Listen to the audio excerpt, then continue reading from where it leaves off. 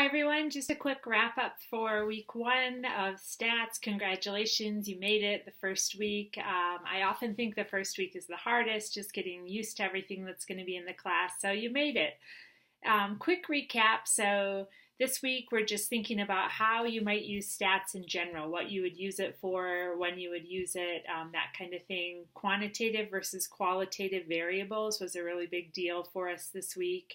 When you do qualitative research, you focus on things like how does this make people feel? Why are they reacting this way? What are some of the perceptions toward this type of thing?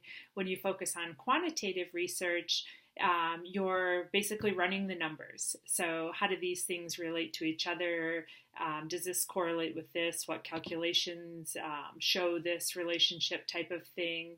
And so I know it was a lot of terminology, a lot of lingo this first week. I promise it gets easier.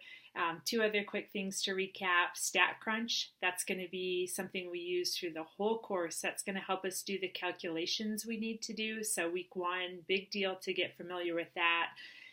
As a stats person, I do not work with Excel. I know you could use Excel this first week, and you can actually even use it the second week. But if you do that, you're not going to be doing yourself any favors because it will not work well at all for weeks 3 and beyond. Excel is a database, and we're working with statistics, so we need statistics software. So I use stat software in my day-to-day work called SPSS. It's actually pretty similar to StatCrunch, so once you learn one, learning any that you might use on the job in the future is easy, or I should probably say relatively easy. You learn one, those skills do transfer.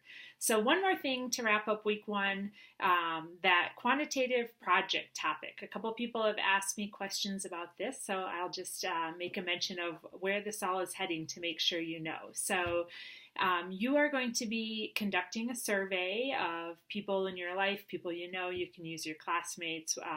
That part's coming up a little bit later, but right now we want to plan what we're going to survey.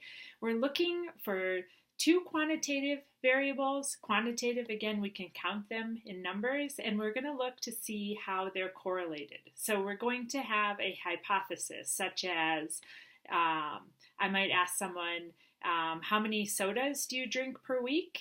And how many times do you exercise per week? So my hypothesis would be that the more you exercise, the fewer sodas you drink. I don't know that for sure, but if I asked 25 people, I could see some patterns emerging. I could run a correlation on these 2 variables. So they can't, for this project, be things that you study over time. It has to be 2 things you could ask a person today, such as, what do you rate your stress level on a scale of 1 to 10, and how many hours do you sleep per night? Something like that, where it's 2 concrete quantitative variables. You're going to look to see if there's a correlation between them. I might hypothesize there that the higher you rate your personal stress level, maybe the fewer hours you sleep per night. I could run my data, see if that's the case. So that's where you're going with that one. Most of you are getting the hang of it. We're talking about it on the discussion board this week, but just to wrap it up, that's what we're up to with that project. So thank you for viewing. Great job week one, everyone. See you soon.